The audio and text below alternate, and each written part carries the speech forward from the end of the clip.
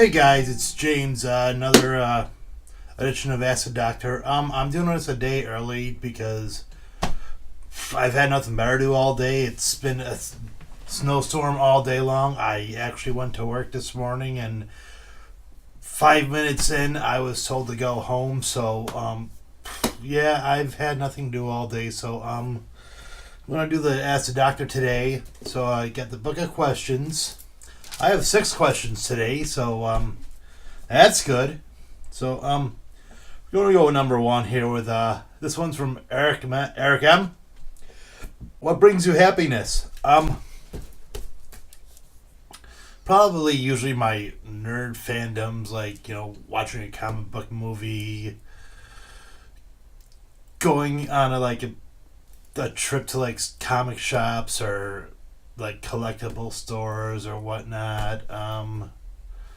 Talking to people that kind of share my fandoms and I can relate to. Talking. Probably talking to a girl I kind of relate to that makes me happy. Playing I'm a stereotypical nerd. I haven't really gone comic book shopping in a while, but I play video games, I watch comic movies, and obviously making YouTube videos that makes me happy. I love making these videos for you guys. The few that watch it, but I love making them, so that makes me happy.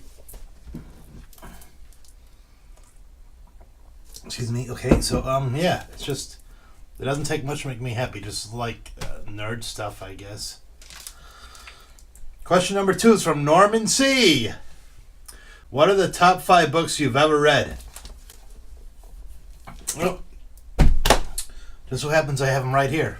You want to start off with Stephen King's The Stand. It had a book cover, but I kind of lost it along the way. I think this is the first edition, but obviously the book cover isn't there, so yeah.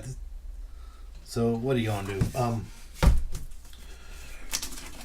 Roger Ebert's I hated this movie. It's it's bad reviews. Basically, he reviews like bad movies. It goes from 2 stars to 0 stars, and if he really hates a movie, he'll lash out on it and go to town. I've probably read this book probably more than any other book. The Bruce Campbell autobiography of Chins Could Kill, and look, guys, it's personalized, so that makes me happy too, because I've always wanted to get a Bruce Campbell autograph. I didn't actually go there. A friend of my brother's actually got it for me, so but still, that was something I always wanted. Kingdom Come. It's the collected trade of the Alex Ross Mark Waid storyline where and in an alternate future, it's like the Dark Knight Returns for Superman, where he gives up the never-ending fight, and a new generation of heroes that don't have the same moral code as that say the Justice League and the DC universe used to have emerged, and basically he comes out of retirement to try to set things right, and he just ends up making it worse. And Watchmen. Watchmen is alongside the Dark Knight Returns. That's probably number 6, but Watchmen is probably one of the comic books I would recommend anyone read. It's a thick one, but it's worth it. And if you've seen the movie, I recommend the movie as well. Okay, let's get another question. Rob B asks, what is your favorite superpower and why? Sometimes it just goes like different days, but flight has always been, something for me. I dreamed of flight. I dream of flying every now and then.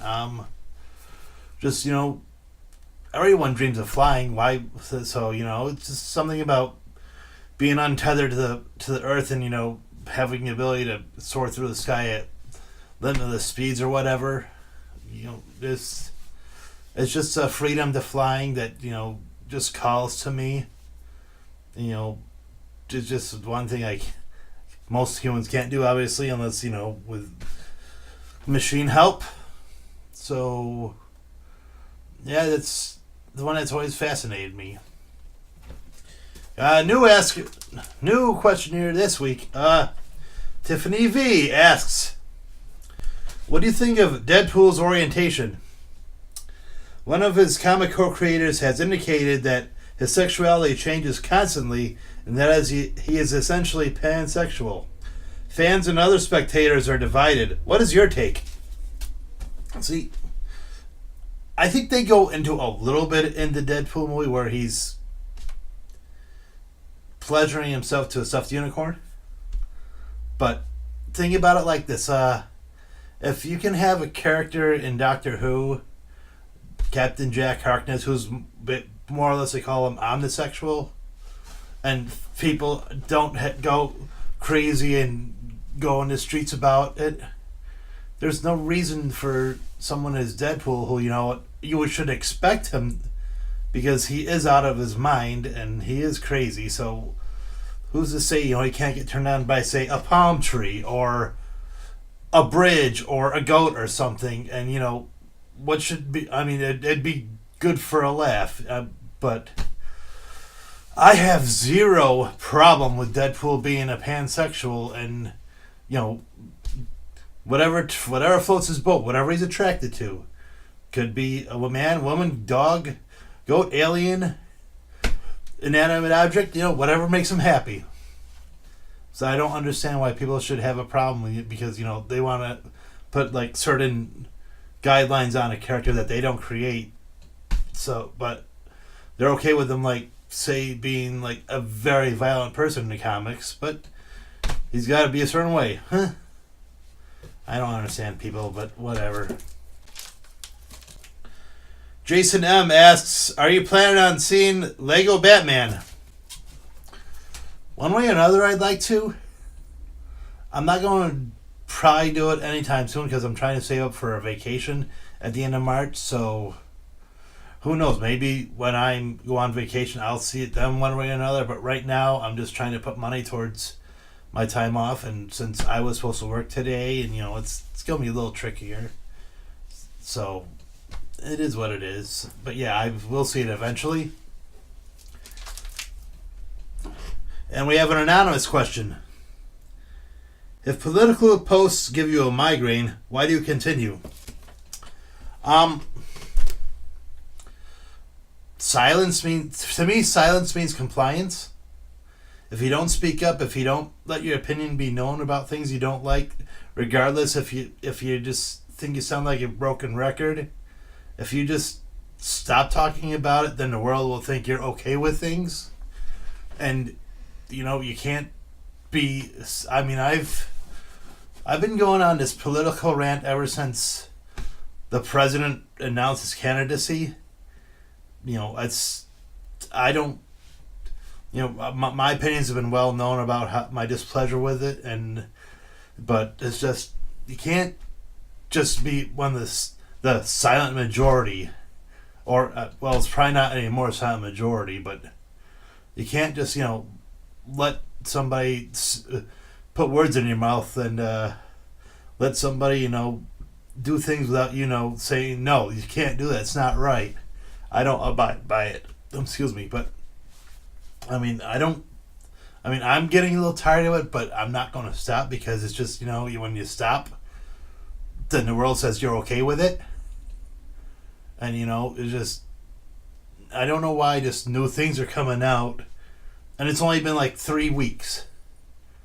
2 or 3 weeks since he's, and just, haven't had these problems even with the George W. Bush presidency. It's just somebody who doesn't know what he's doing, somebody who's got bad influences as advisors, someone who's put people who have no idea what they're doing to run specific departments, probably because the end game is to destroy these departments.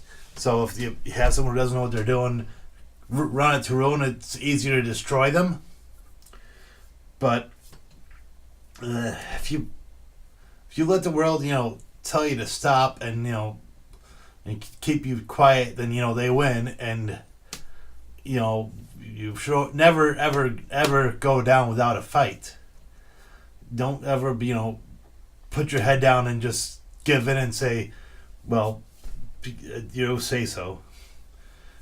Just fight and fight and fight and let the world know you are against things regardless. We'll go never compromise even in the face of Armageddon. Rorschach from Watchmen. Never compromise. Okay, those are 6 questions for this week. This was the 24th episode of the Ask a Doctor. Next week I'm gonna do something different. I'm gonna answer Facebook quizzes. I'm asking for as many as I can get from anyone. So find me at Facebook on that name. So thank you guys for watching, and I hope you enjoyed this episode as much as I enjoyed filming it. So I'll see you on the next show. See you later.